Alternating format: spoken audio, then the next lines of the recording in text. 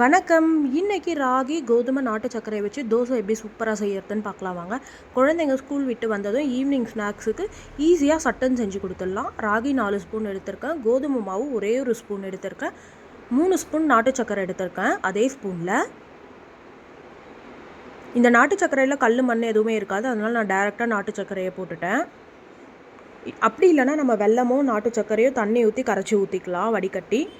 கட்டி இல்லாமல் நல்லா கரைச்சி விட்டுட்டேன். தோசை மாவு பதத்துக்கு ஒரு தவா வச்சுக்கிறேன். தவா நல்லா காஞ்சதும் எடுத்து ஊற்றிடலாம். நல்லா ஸ்ப்ரெட் பண்ணி விட்டுடுறேன். நல்லா வெந்து வந்துடுச்சு. சுற்றி ஆயில் போட்டுக்கலாம். இந்த சமயத்தில் திருப்பி போட்டுடுறேன். நல்லா வேகட்டும்.